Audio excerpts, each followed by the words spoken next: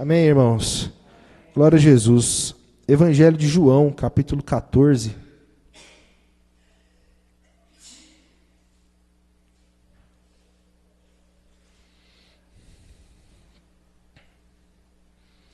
Glória a Jesus. Irmãos, no capítulo 14 de João, daqui para o final do Evangelho de João, dá a impressão, por causa da quantidade de capítulos, que estava um pouco longe da crucificação de Jesus, e não é verdade. Aqui o Senhor Jesus Cristo está dando as últimas instruções. O Senhor Jesus está preparando os discípulos para a sua partida.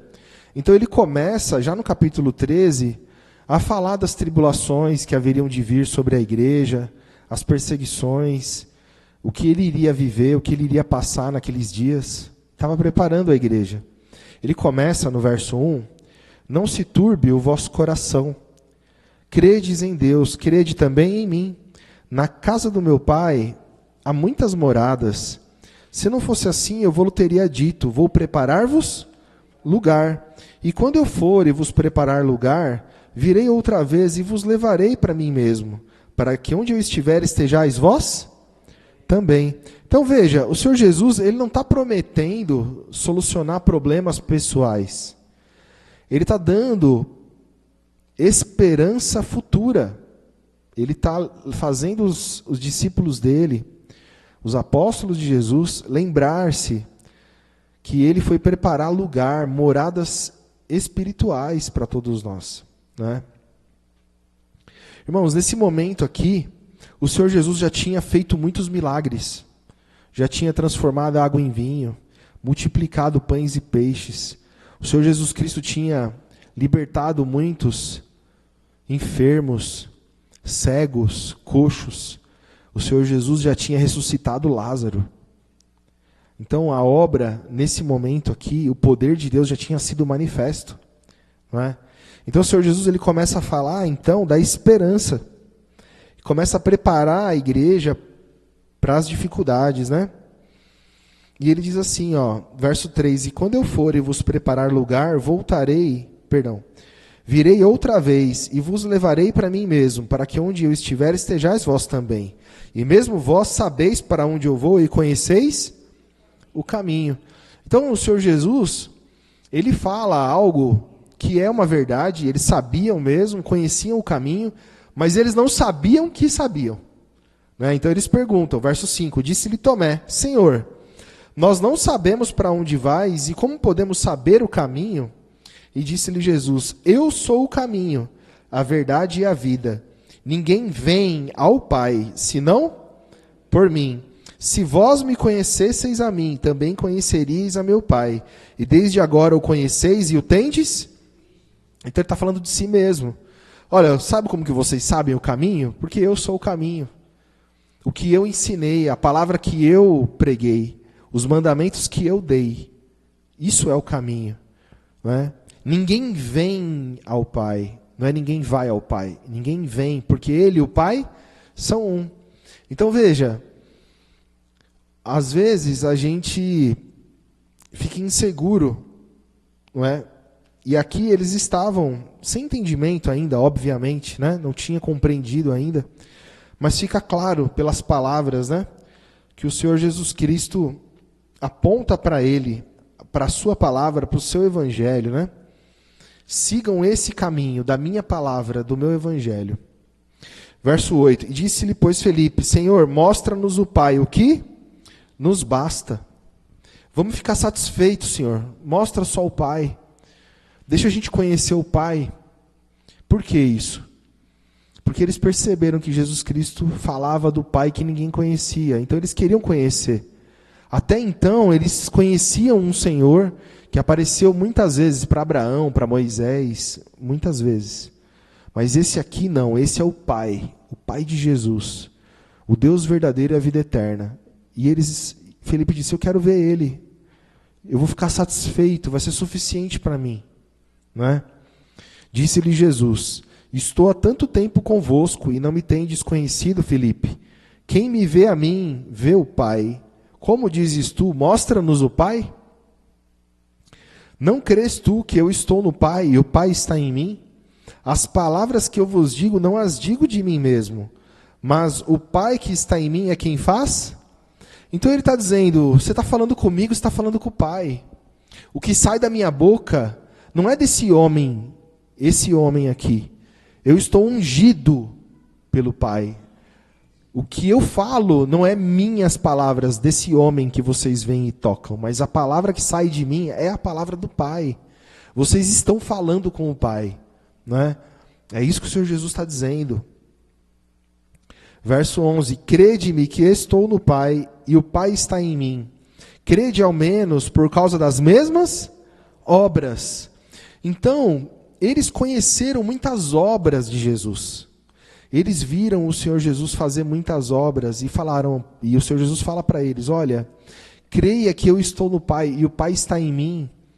Creia ao menos por causa das obras. E é nesse ponto, né, irmãos, que eu queria chegar. Glória a Jesus. Porque na sequência do texto, ele vai dizer o quê? Verso 12. Na verdade, eu vos digo que aquele que crê em mim também fará as obras que eu faço. Que obras o Senhor Jesus praticou? O Senhor Jesus amou. O Senhor Jesus Cristo defendeu os seus discípulos, que ele chamou de irmãos, de amigos. O Senhor Jesus libertou eles de demônios. O Senhor Jesus deu vista. O Senhor Jesus libertou eles das suas enfermidades, que os impediam de fazer muitas coisas. O Senhor Jesus Cristo livrou eles da morte, deu vida para Lázaro, não é? E o Senhor Jesus disse para a igreja, no caso aqui, os seus discípulos, né? Glória a Jesus.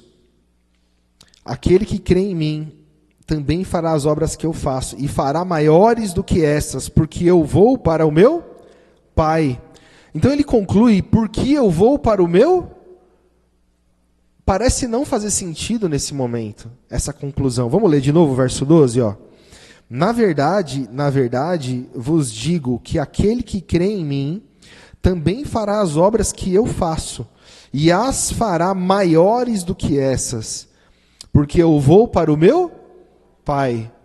Então, aqui, eu falo para os irmãos isso porque eu já me peguei pensando nessa afirmação de Jesus com certa incredulidade.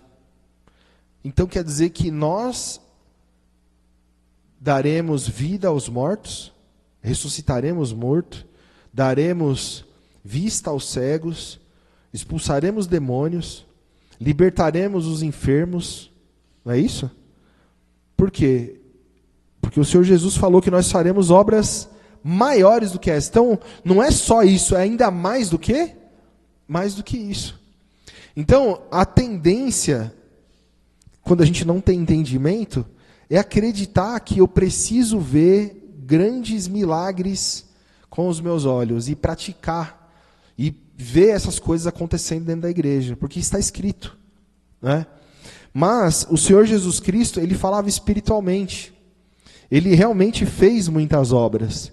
Ele realmente transformou a água em vinho, multiplicou pães e peixes, deu vista aos cegos, libertou leprosos, coxos, endemoniados, libertou Lázaro da morte.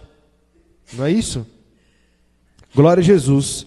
Então, irmãos, do que o Senhor Jesus está falando? Porque ele conclui o verso dizendo assim, porque eu vou para o Pai. Na sequência, nós vamos entender o que significa, não é, esse porquê. Não é? Ele vai dizer, e tudo quanto pedirdes em meu nome eu farei, para que o Pai seja glorificado no Filho. Se pedirdes alguma coisa em meu nome, eu o farei. Se me amais, guardai os meus mandamentos. E aí vem a sequência. E eu rogarei ao Pai, e ele vos dará outro Consolador, para que fique convosco para sempre. O Espírito de verdade, que o mundo não pode receber, porque não vê nem o conhece. Mas vós o conheceis, porque habita convosco e estará em vós. Não vos deixarei órfãos, voltarei para vós. Então o que o Senhor Jesus está dizendo aqui, quando ele fala assim, porque eu vou para o meu Pai, a sequência do texto, nós vamos continuar lendo, mostra que o fato de Jesus Cristo ressuscitar e ir ao Pai tem uma obra, e essa obra é a descida do Espírito Santo. Quando o Espírito Santo é enviado e o Espírito Santo entra dentro de nós, nós praticamos obras maiores do que aquelas que Jesus Cristo praticou. Por quê? Porque o Senhor Jesus Cristo libertou cativos, enfermos, endemoniados, tudo isso que eu já repeti, não é? Mas essas pessoas precisavam ainda permanecer em Jesus, crerem em Jesus até o fim das suas vidas, para que aí sim, verdadeiramente, pudessem entrar nas moradas celestiais. Então nós temos o exemplo, né, por exemplo, aquela passagem dos 10 leprosos. Quantos voltaram para andar com Jesus? Somente um, não é? Então, muitos foram libertos, mas quem permaneceu com Cristo? Quem voltou? Quem quis andar com Jesus? Não é verdade? Por exemplo, quando o Senhor Jesus Cristo dá poder e autoridade aos seus discípulos, para que eles fossem, pregassem o Evangelho, libertassem os cativos, não é? Expulsassem os demônios, indo com as mãos vazias, dizendo para eles, olha, vão com as mãos vazias, porque digno é o trabalhador, não é isso? Do seu salário. Então eles foram e voltaram todos maravilhados. Judas estava lá? Estava lá no meio. Permaneceu até o fim? Não permaneceu até o fim. Não permaneceu. Então, quando o Senhor Jesus envia o Espírito Santo, é que as obras são maiores do que essas primeiras obras. Essas obras que o Senhor Jesus Cristo fez, não são obras que a gente deve procurar nos dias de hoje, materialmente falando. Ah, então eu não devo orar para libertar os enfermos? Não, não é isso que eu estou dizendo. Não é? Porque certamente existe poder sobre a igreja para que haja libertação. Nós devemos orar e permanecer orando.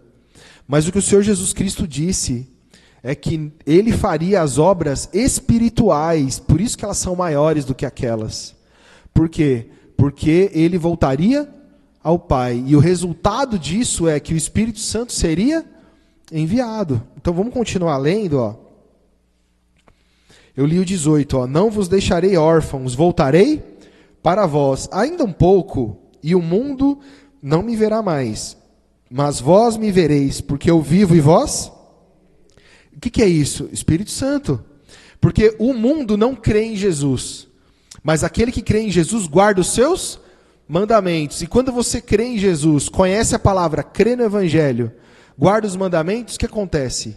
Efésios capítulo 1. É selado com o Espírito Santo, não é? Que é a garantia da salvação. Então, o que a palavra está nos dizendo? O mundo não vê. O mundo não tem essa visão espiritual que você tem. A sua vida produz obras que libertam as pessoas das trevas. Tira a cegueira das pessoas. Tira os demônios das pessoas. As pessoas estão mortas em ofensas e pecados. Através da sua vida, do Espírito Santo que habita em você, que habita em mim, essas pessoas são ressuscitadas, vivificadas. Não é? Então aquilo que não tinha vida passa a ter vida. Aquilo que estava preso, aquilo que não tinha acesso a Deus, porque assim era no Velho Testamento. Uma pessoa estava com lepra, ela não podia viver em sociedade, ela não podia entrar no templo. O judeu, ele só adorava o seu Deus entrando no templo, participando nas sinagogas. Um leproso não podia fazer isso. Uma pessoa que tinha um defeito físico, ela não podia andar. Ela não ficava junto. Eles ficavam na porta do templo. Por que Pedro libertou um coxo na porta do templo? Por que os cegos mendigavam? Por quê? Porque eles não eram aceitos. Eram pessoas privadas da sua liberdade. Quando alguém tem acesso ao Evangelho, essa pessoa é liberta da prisão. ela deixa de ser uma escrava e passa a enxergar e ter acesso a Deus, não é? Hoje, pela fé. Então, a libertação da graça, da fé em Jesus Cristo, que eu e você podemos, né, operar pelo poder de Deus que habita em nós, que é o Espírito Santo, é que leva a salvação, a libertação ao mundo. Então, irmãos, que haja entendimento em nós, né? Quando o Senhor Jesus fala, vocês farão obras maiores do que essas, Ele está falando da vida espiritual, né, irmãos? Então, não se enganem com religiões que trazem testemunhos fantásticos, obras fantásticas e maravilhosas, né? Por quê? Primeiro, porque a maioria são falsas, né? São fantasiosas. E ainda que exista alguma obra fantástica que realmente tenha sido operada, né? Isso não é garantia de palavra do Evangelho. Você deve submeter aquilo que você vê e que você ouve à palavra do Evangelho, não é? A palavra fala que você conhece os frutos, a árvore pelos frutos, né? Então, quando você observa bem e você vê os frutos, você vê que aquilo ali não é de Cristo. O inimigo, ele tem poder também para fazer muitos sinais. No Velho Testamento ele fez muitos sinais, né? E nós sabemos que ali não estava o Pai. O Pai foi manifesto por Jesus Cristo. Jesus foi quem revelou o Pai. E ele diz, acreditem que eu estou no Pai e o Pai está em mim, ao menos por causa das mesmas obras, né? Então, você confia em Deus por Jesus Cristo através da sua palavra, o Novo Testamento, né, irmãos? Onde que eu estou? No 20 agora? Verso 20. Naquele dia conhecereis que estou no meu Pai, e vós em mim, e eu em vós. Aquele que tem os meus mandamentos e os guarda, este é o que me ama. E aquele que me ama será amado do meu Pai. E eu o amarei e me manifestarei como? Espírito Santo. Primeiro é o mandamento de Jesus. Recebe o mandamento de Jesus, o Novo Testamento, né? Guarda ele. Isso prova que você ama ele. Então você tem que conhecer Jesus, conhecer a palavra de Jesus, guardar a palavra de Jesus, isso é uma garantia que você o ama, né? Aí você vai ser amado do Pai, e o Pai, o Filho e o Espírito Santo habitam em você, né? Fazem morada. Verso 22. Disse-lhe Judas, não Iscariotes, Senhor, de onde vem que te há de manifestar em nós e não no mundo? E Jesus respondeu e disse-lhe, se alguém me ama, guardará a minha palavra, e o meu Pai o amará, e viremos para ele, e faremos nele morada. Está vendo? A minha palavra, a minha palavra, a minha palavra. É a palavra de Jesus, é o Novo Testamento. E é assim que o Pai, o Filho e o Espírito Santo operam na sua vida. É assim que a igreja opera obras espirituais maiores do que as obras que Jesus Cristo praticou como Filho do Homem, estando em carne, não é? Verso 24. Quem não me ama, não guarda as minhas palavras. Ora, a palavra que ouvistes não é minha, mas do Pai que me enviou. Glória a Jesus. Tenho-vos dito isso estando convosco, mas aquele Consolador, o Espírito Santo, que o Pai enviará em meu nome, esse vos ensinará todas as coisas e vos fará lembrar de tudo quanto eu vos tenho dito. Glória a Jesus. Então, irmãos, é assim que Deus opera na sua vida. Ele diz, peça em meu nome qualquer coisa, né? Mais para frente, em João 15, ele vai dizer, né?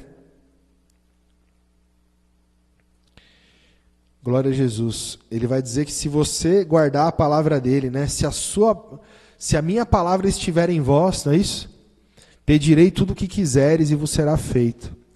Se vocês estiverem em mim e a minha palavra estiver em vós, pedirei tudo o que quiseres e vos será feito. Então você não vai pedir qualquer coisa, você vai ter entendimento para pedir. E as coisas vão acontecer. São coisas espirituais, né, irmãos? Então, nós vimos que isso aconteceu na vida de Pedro, por exemplo. Em 2 ocasiões, em Atos capítulo 3, por exemplo, ele fez um discurso e 3.000 pessoas se converteram. Em outro momento, eles foram até presos, mas o discurso deles, 5.000 pessoas se converteram. Num momento em que havia grande perseguição contra a igreja, ele teve ousadia e o Espírito Santo usou ele para falar do Evangelho com autoridade, com poder. Então, irmãos, a tribulação que vem sobre as nossas vidas não nos cala, não nos impede de dar fruto. Pelo contrário, se a gente permanecer em Cristo, as obras de Jesus pelo Espírito Santo vão acontecer. Então, o que não pode acontecer é a gente se acovardar, né? Eu já vi gente dizer assim, não, toda vez que a gente se reúne para orar, a gente vai fazer uma oração estendida aí no sábado, né? Toda vez que a gente se reúne para fazer oração estendida, oração da madrugada, vem uma tribulação, vem uma batalha, né? Se fosse assim, irmãos, os discípulos não saíam para pregar o Evangelho, não enfrentariam fariseus, doutores, mestres, reis, né? Homens poderosos. Eles continuaram pregando e pregando e pregando, e a palavra do Evangelho se expandiu, e as pessoas foram salvas. E assim é na nossa vida também. Em meio às lutas e aflições e combates que nós temos vivido, é aí que o Espírito Santo está operando na sua vida, na minha vida. Guarda a sua fé, guarda a sua confiança, guarda a sua santidade, creia que o que você aprendeu é verdadeiro, que a palavra do Evangelho que nós cremos, pregamos, anunciamos e vivemos, essa é a palavra que dá vida. Então nós veremos obras maiores do que as de Cristo, né? E eu vejo, já tenho visto na minha vida, na vida dos irmãos, eu tenho visto. Eu tenho esse testemunho para dar. Não é um testemunho fantástico segundo os olhos humanos, mas é um testemunho fantástico espiritual. É ou não é? Porque quem poderia fazer essa mudança na minha vida e na vida dos irmãos? Senão o Espírito Santo. Quem que podia mudar os teus caminhos e te fazer uma pessoa diferente do que você era? Senão o Espírito Santo. Que vivia para satisfazer as vontades da sua carne. E agora não. Agora você vive segundo a vontade de Deus, pelo Evangelho, né? Então, irmãos, esse é o maior milagre. Não existe milagre maior do que esse. O dia que Jesus Cristo voltar, você ter confiança, você não ter medo. Você está vendo as coisas acontecendo. O dia que o Senhor Jesus voltar, vai ser um dia de alegria para você. E não um dia de calamidade. E não um dia de ira. Mas um dia de felicidade, de firmeza, né? De confiança. Glória a Jesus. Então, irmãos, para finalizar, em Lucas 10.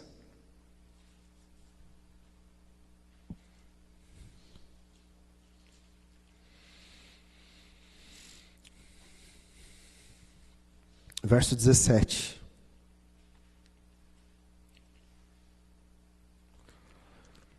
Então, não adianta a gente ficar correndo atrás de sinais, ficar correndo atrás de ver testemunho, que fez, que aconteceu, coisas materiais, né, irmãos? Nós temos que buscar as coisas do alto, não é? Glória a Jesus, verso 17.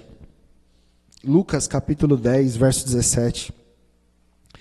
E voltaram os 70 com alegria, dizendo: Senhor, pelo teu nome até os demônios se nos sujeitam. E disse-lhes: Eu vi a Satanás como raio cair do céu. E eis que vos dou poder para pisar em serpentes e escorpiões, e sobre toda a força do inimigo, e nada vos fará dano. É sobre a igreja. Então eles vieram da missão regozijantes e dando testemunho. Olha, nós vimos cada coisa fantástica acontecendo. Os demônios se sujeitam. É só falar do seu nome. É só falar do seu nome que os demônios se sujeitam. O Senhor Jesus está dizendo o quê? O diabo foi lançado na terra. Eu vi ele descer como um raio, né?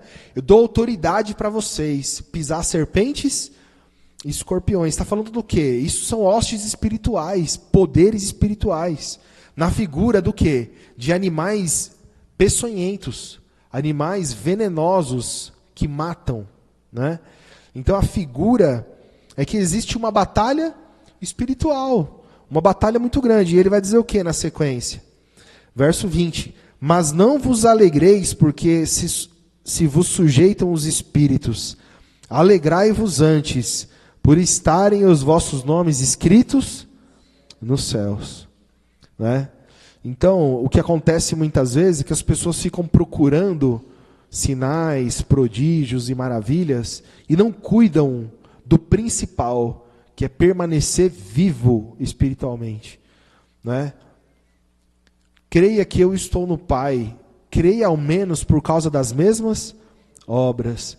Então, você tem que ver, irmão, acima de todas as coisas, que você está em Cristo Jesus. Acima de tudo, né, irmãos? Porque o que adianta você correr atrás de ver coisas com seus olhos e cair e se perder? Aqueles homens estavam leprosos, se livraram da lepra, mas se distanciaram de Jesus. Né? E nós não podemos, eu tenho que me alegrar, principalmente do meu nome estar escrito nos céus.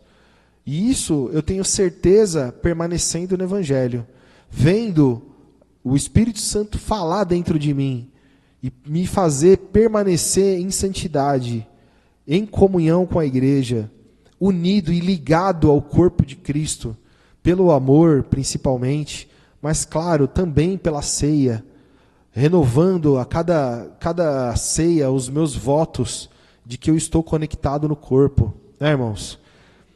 Amém? Em nome de Jesus. Então, essa é a palavra, que todos possam se alegrar de terem sido revestidos de poder e que possam permanecer firmes até o fim, em nome de Jesus. Amém, irmãos?